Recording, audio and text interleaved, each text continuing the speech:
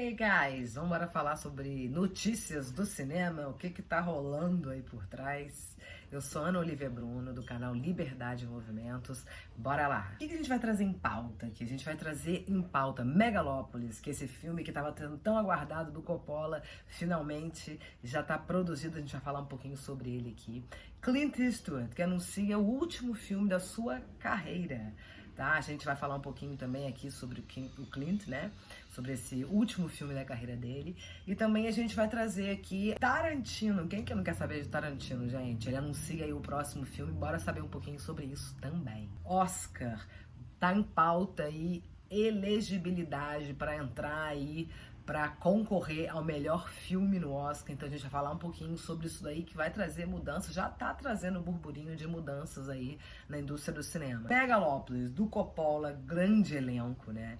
E o Megalópolis, ele finalmente tá aí, enfim, acabou a produção do filme, agora tá acertando o quê? O que a gente tá esperando para trazer 2024?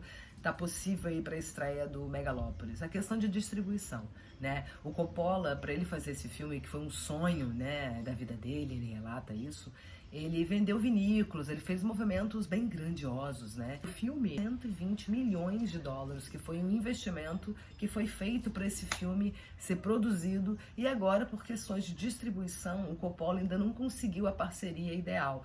Tem essas questões de festivais, né? Então precisa definir se vai ser trabalhado em festivais internos ou apenas nos grandes festivais, né, que acontecem aí ao longo do ano. Então está sendo trabalhado esse marketing do filme, mas em 2024 a gente vai assistir Megalópolis. E aí a gente vem com Tarantino, né, gente? Tarantino maravilhoso, anuncia o seu próximo filme, que começa a ser produzido agora em 2023, mas não é sobre a Pauline Kael, que é uma crítica de cinema, abre aspas aqui.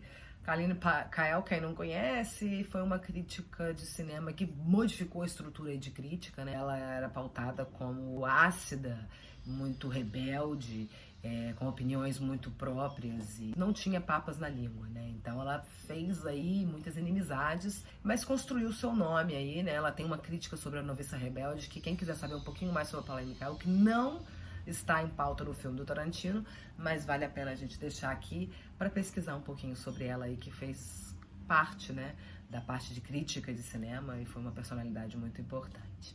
Mas voltando aqui ao filme do Tarantino, esse filme inicia a produção agora em 2023 e a gente possivelmente vai ter aí para 2024/2025. A gente vai aguardar a questão da distribuição também, dos festivais, do marketing do filme. Então a gente não consegue ter uma data precisa. Mas a gente já sabe que tem Tarantino aí já chegando. Clint Eastwood, aos 93 anos, anuncia aí o último filme, né, da sua carreira. Ele tem o nome de Juror por enquanto, né? Não sei se é um nome que vai permanecer.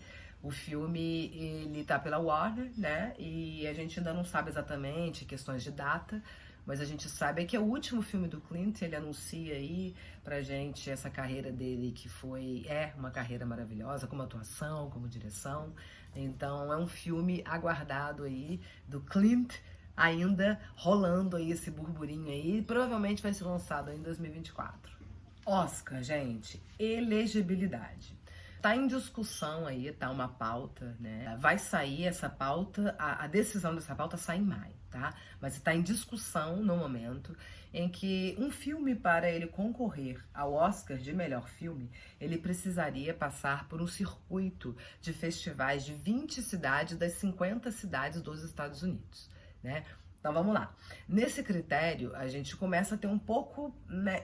Vamos lá. Primeiramente, a gente não sabe se isso vai ser aplicado geral ou apenas um filme de língua inglesa, tá? A gente ainda vai aguardar isso. Independente disso, deixa um pouco meio que subdividido, porque Leslie, por exemplo, que foi um filme que chegou ali nas outras categorias do Oscar, né? Só deixando claro aqui que essa questão da elegibilidade não é para todas as categorias do Oscar, exclusiva para melhor filme. As outras categorias seguem normalmente sem nenhuma questão adicionada, tá? Essa questão da elegibilidade é apenas para o melhor filme. Mas vamos lá. Leslie é um filme independente, só como exemplo aqui.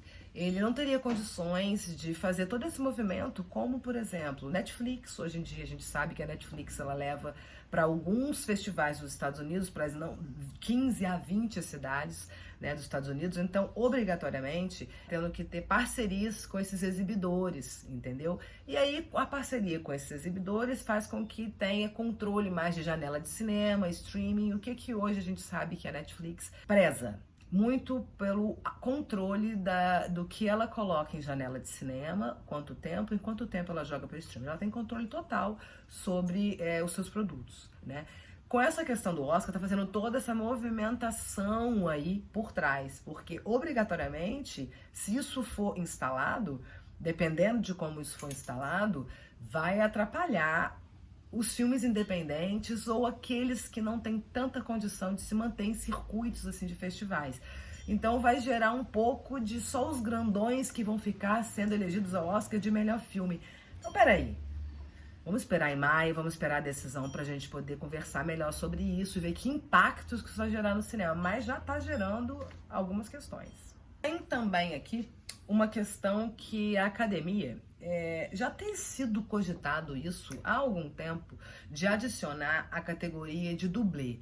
Na verdade, eles adicionaram esse brand, né? Que depois que adiciona, como se fosse, depois que eles adicionam essa discussão, demora-se 10 anos para que aquela categoria possa entrar em questão, porque eles têm que fazer todo o movimento de chamar pessoas da produção, ou enfim, da dublagem, da tecnologia, para fazer esse movimento aí na sessão, né, que seria chamada de produção e tecnologia, que estaria abrindo no Oscar essa categoria para dublagem, o pessoal aí relacionado à tecnologia, que eles não entram hoje como atuação, né, mas teria aí talvez um elenco de produção ou um elenco de dublagem. Então é uma questão aí que também está sendo movimentada no Oscar esse ano. E a gente sabe aí também, existe um contrato, né, no Oscar, que até o Oscar 100, até o 100º, existe um contrato. Após isso, com certeza vai haver mudanças bem significativas. O Oscar 101, por exemplo, provavelmente vai ser um Oscar bem modificado. A gente já está vendo essas mudanças acontecendo agora, né? Mudanças importantíssimas, né? Que seguindo esse rumo aí são mudanças que estão movimentando toda a estrutura por trás do cinema, distribuição, produção, enfim, janelas de cinema, o que está no streaming, né? Então, enfim, vamos aguardar aí que a gente, por esses anos, principalmente em 2023 aqui, a gente vai ter mudanças muito interessantes, muita coisa pra gente conversar aqui, que vai fazer grande diferença para os filmes europeus, para as janelas dos filmes que a gente também curte. Todo mundo aguarda o Oscar, mas a gente também sabe que tem muitas produções maravilhosas que não são citadas no Oscar, mas são muitas. Deixa de fora muito filme bom, né? Os festivais todos que acontecem aí, que antecedem ao Oscar, trazem filmes maravilhosos e que muitas vezes são citados em uma categoria ou outra, mas para entrar na categoria de melhor filme, realmente o Parasita aí conseguiu com muita glória, né? Com uma produção magnífica que não tinha como deixar isso de lado, né? Então não tinha jeito. Mas isso abriu portas para visibilidade desses filmes, em que, principalmente aqui no Brasil, a gente tem pouca visibilidade desses filmes, a gente tem pouca divulgação desses filmes. A gente não tem nem a possibilidade que isso se torne, seja agradável ao público ou não, né? Porque esses filmes não chegam muito pra gente aqui, as janelas são muito curtas, são colocados em cinemas específicos. A gente tem uma dificuldade muito grande de conseguir acessar aqui no Brasil os filmes europeus, os filmes do Oriente, enfim. Outros filmes que não seja essa massificação hollywoodiana, que a gente ama, é claro, tem grandes diretores, eu sou apaixonada por cinema, mas a gente sabe que existe outros filmes maravilhosos com camadas e camadas a serem discutidas. É uma cinematografia, cada um tem a sua característica, né? A gente sabe disso também. Mas aqui a pauta que é toda essa mudança no cinema, a gente visualizou sempre durante muito tempo, falando dessa massificação, né, gente? A gente acompanha cinema, a gente consegue verificar, anotar essas mudanças, né, que vão acontecendo. A grande massa, ela vem realmente do cinema americano, né, e a gente tem um ou outro filme que fogem a essa questão, né, na grande massa é assim que funciona. E a gente tem que ter a possibilidade, pelo menos, de mostra desse material. Se não é um festival tipo o Varilux tem um festival instalado dentro do Brasil, nas grandes cidades aí, né, nos grandes estados do Brasil, e ele consegue fazer uma distribuição do cinema francês. Ele tem um festival instalado aqui dentro. Mas se não tem um festival instalado, esses filmes chegam pra gente geralmente 10 dias antes de acontecer o Oscar, por exemplo, porque é uma estrutura de janela do cinema em que dá mais visibilidade para esses filmes no país, ou seja, a gente fica com 10 dias, depois o Oscar acontece, todos esses filmes são retirados e volta a massificação hollywoodiana aos cinemas. Minha gente, ativa o sininho, se inscreve no canal, dá o seu like, deixa um comentário aqui, assista uns vídeos também que eu deixei aqui nos cards, aqui no final. Nos em cima também tem algumas mensagenzinhas. Vamos fazer a troca.